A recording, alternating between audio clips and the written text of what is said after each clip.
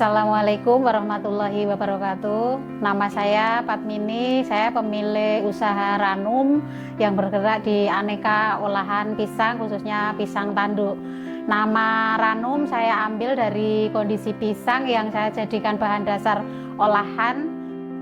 Kondisi pisang pertengahan antara mentah menuju mateng, tapi belum terlalu mateng.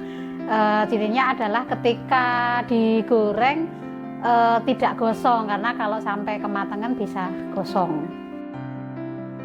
Sebelum membuka usaha ini, saya bekerja di salah satu LSM di Jogja. Kemudian tahun 2011 ketika anak saya masuk TK, kebetulan terkena asma turunan, sehingga saya memilih keluar untuk mengurus anak saya. Dengan kondisi anak saya yang seperti itu, anak saya menjadi sensitif terhadap makanan, termasuk camilan. Jadi saya harus berpikir bagaimana agar camilan yang bisa dikonsumsi anak saya itu tidak menimbulkan efek ke asmanya. Makanya waktu itu saya iseng-iseng membuat seriping pisang dari panenan sendiri, dan alhamdulillahnya ketika anak saya mengkonsumsi seriping pisang tersebut tidak ada efek apapun, asmanya tidak kambuh. Dan selanjutnya saya sering membuat camilan itu, dan anak saya memang suka hingga sekarang diproduksi.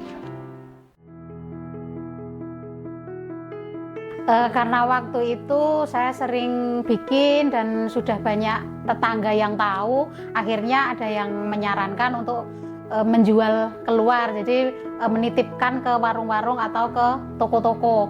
Awalnya saya ragu karena saya benar-benar nol pengetahuan tentang usaha titip jual. Kemudian saya coba untuk memberanikan diri untuk titip ke warung atau ke toko-toko. Ya semuanya benar-benar masih manual, dengan kondisi seadanya, dengan pengetahuan seadanya. Pokoknya nggak menarik sama sekali bentuk kemasan seriping saya itu. Tapi saya beruntung karena ketemu dengan salah satu pemilik toko yang baik. Saya disarankan sama beliau itu untuk mengganti kemasan itu dengan plastik yang lebih tebal, kemudian dikasih stiker yang menunjukkan kalau itu produk saya, kemudian diberi nama produk, nomor HP, dan lain-lain.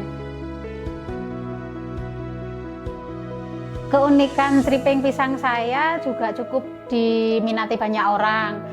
Bentuknya yang panjang-panjang seperti aslinya pisang tanduk ini saya peroleh dengan percobaan yang berulang-ulang.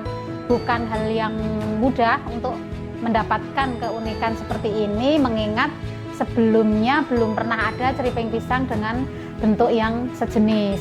Dan betul setelah itu lebih banyak orang yang menghubungi untuk pesan, termasuk Dinas Koperasi dan UKM Kulon Progo yang melihat keunikan produk saya, tapi belum ada perizinannya sama sekali. Akhirnya saya didatangi dari Dinas Koperasi tersebut, datang ke rumah menyarankan untuk mengurus perizinan. Dari perizinan dasar sampai sekarang sudah sampai sertifikat halal. Dulu seriping pisang saya kasih nama Ranum, tapi karena memang saya punya rencana untuk merambah ke olahan pisang yang lain, makanya nama Ranum saya jadikan nama usaha, sedangkan merek seriping pisang untuk yang khusus seriping pisang sendiri saya ganti menjadi Rapista, kepanjangan dari Ranum Pisang Tanduk. Saya kenal dengan BMT Beringharjo ketika diundang sosialisasi oleh Dinas Koperasi dan UMKM Kulon Progo terkait ketahanan usaha di masa COVID atau di masa pandemi. Nah, di acara itu salah satunya ada sosialisasi juga dari BMT Beringharjo. Lalu setelah sosialisasi itu saya diikutkan di grup WA-nya BMT Beringharjo dan dapat banyak informasi tentang keuangan, tentang beberapa pelatihan juga, perizinan dan segala macam. Nah, menurut saya BMT Beringharjo itu unik. Kalau pelatihan, pemasaran, keuangan itu lembaga yang lain juga bikin dan saya ikut, tapi usaha yang berkembang itu justru dari pengajian yang diadakan BMT Beringharjo. Makanya saya jadi tambah mantap untuk ini menjadi anggota BMT Beringharjo, karena sepertinya saya bisa mendapatkan insya Allah untuk urusan dunia dan akhiratnya. Kalau ditanya apakah pernah mengalami masalah dalam usaha, tentu pernah. Setiap usaha pasti pernah ada masalah. Selama saya sakit itu ternyata yang menyuplai ke sana itu diambil alih oleh salah satu teman saya tanpa pemberitahuan ke saya. Nah, begitu saya mulai proses pemulihan dari sakit itu, banyak komplain yang masuk. Nah, saya dari komplainan itu hanya menelusuri dari kode produksi sama tanggal produksi dan expirednya. Begitu saya telusuri, ternyata itu diproduksi ketika masa-masa saya sakit, dan jelas saya selama sakit tidak memproduksi.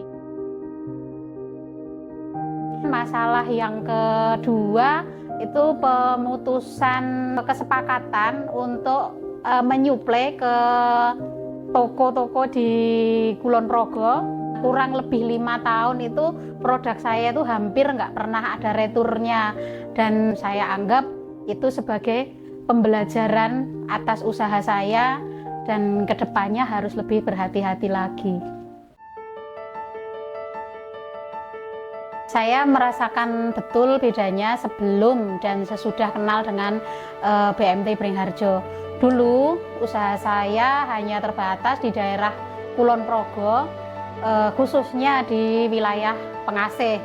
Tapi alhamdulillah sekarang lebih luas, menjangkau se-DIY. Apalagi setelah kemarin ikut acara Gayeng Bareng di Benteng Vanderburg, sekarang saya ya agak kewalahan, agak kerepotan untuk memenuhi pesanan, apalagi kemarin situasinya pas dengan liburan tahun baru. Sekarang ruang gerak saya bisa lebih bebas dengan adanya support pembiayaan dan sasaran pemasaran dari BMT Beringharjo. Saya juga merasa, untuk saat ini saya merasa lebih percaya diri ketika ada yang mengajak untuk kerjasama. Kalau dulu nggak ada yang mendampingi, makanya takut karena keterbatasan ilmu yang saya miliki. Selain itu juga sudah lebih mantap untuk merencanakan pengembangan usaha ke depannya berdampingan dengan BMT Beringharjo. Terima kasih buat BMT Beringharjo sudah mendampingi usaha saya hingga saat ini.